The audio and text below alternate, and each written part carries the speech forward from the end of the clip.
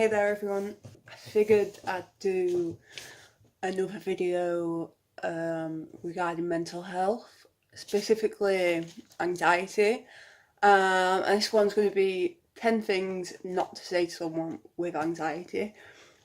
A lot of the time people can say things to you because they don't understand and they don't realise that what they're saying is harmful and not helpful and not accurate.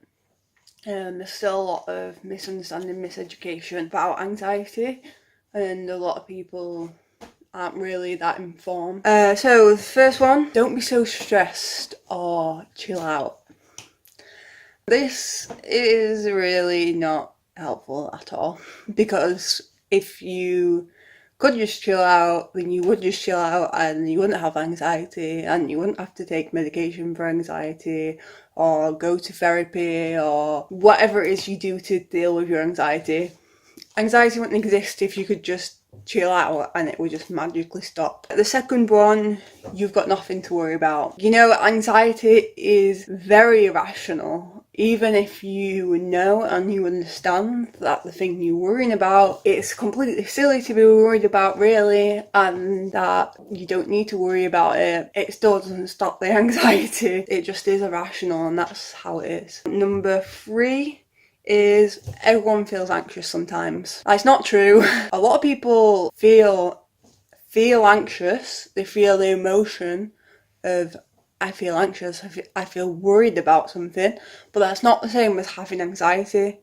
Having anxiety is a disorder. It's a mental illness. So no, not everyone experiences that. Just people who have that mental illness experience that. It's not the same as just being anxious, and people conflate those two a lot. Number 4, just push through it.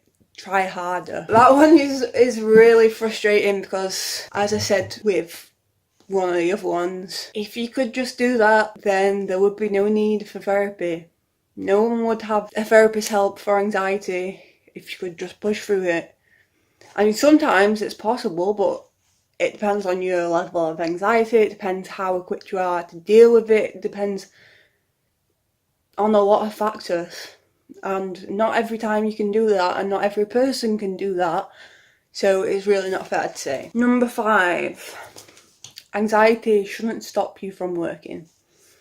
I know in a lot of work environments, a lot of people have the view of, oh, you've got anxiety, you should really be off work for that, and that's not really something that should mean that you can have time off work. Like, people don't take it seriously, a lot of people don't take it seriously, and it is 100% something that can stop you from working. I'm taking some time off sick because I need to focus on getting myself better, because it's too difficult for me to get to work, and that's not just because I can't be bothered or I'm not trying, because I try every single day.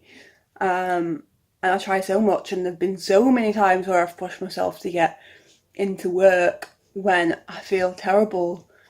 And sometimes even on my worst days, I've still gone to work. And I'm very proud of myself to do that, and that is very, very hard. So it's then very, very hurtful, very annoying, very frustrating when someone says, you should still be able to work. Because that's not the case. Anxiety is very debilitating. That's not an exaggeration when people say that. Feel like you're frozen, like you can't even move, like you can't breathe, like you're having a heart attack. It can make you absolutely terrified about something that may not even happen. And people don't understand that that can be a lot harder to push through than if you're feeling a physical pain. I have a slipped disc, so I suffer from chronic back pain, and that hurts a lot, and that has a big effect on my mental health, because I can't do the things that I love, and it stops me from doing things. I can't play rugby anymore. But even when I'm feeling that pain, the physical side of it, not the mental side of it, when I'm feeling back pain, even though the job I do involves sitting down a lot, I could still push myself to go to work from that. When it's anxiety, it's completely different. Sometimes I can and sometimes I can't. Number 6, you're not mentally ill. That's completely wrong. People with anxiety are mentally ill. Anxiety is a mental illness. People don't understand that it's not just something that that person can control and that person can help themselves through sometimes. Sometimes people can't do that and they need help from therapists and they need help from medication because it is a mental illness. Number 7, just be positive. Stop being so negative. That is easier said than done, okay? I, and many other people with anxiety, have so many negative thoughts and they just pop into your head whether you like it or not. They say the worst possible things about you, horrible things that you don't want to hear comes into your head, and it's awful. And when that's happening, it's the hardest thing in the world to think positively. And often when I'm feeling like that, it's my partner that helps me a lot because she can be that positive voice when I can't be it for myself. Sometimes I can try and think more positively, but it's very, very difficult. Especially when you're feeling a lot of anxiety in the moment, it's difficult. Number 8, other people have it worse. That may be true, but it's not a competition. People with mental illnesses, disabilities, it's not a competition between who has it worse. Don't downplay someone's struggle just because other people might have it worse. It's still a struggle for that person. Number 9, I wouldn't deal with it like that. Number 1, right, if you're saying that to someone and you've never experienced anxiety, you cannot tell someone with anxiety that I would deal with it like this. If you've never had anxiety, you don't understand and you will never understand. You can't say that. That's not fair.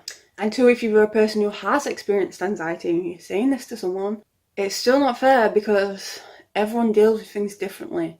Everyone has different levels of anxiety, different things that they're worried about, different things that cause them anxiety, different ways of dealing with it and different levels of being able to deal with it. So no, don't say that. And the last one, number 10, is I don't understand you or your anxiety, so you can't possibly feel that way. Ridiculous.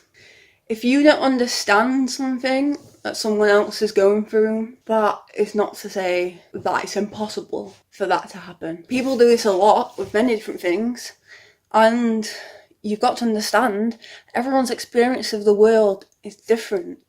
So who are you to ever say to someone else, that can't be right how you experience things?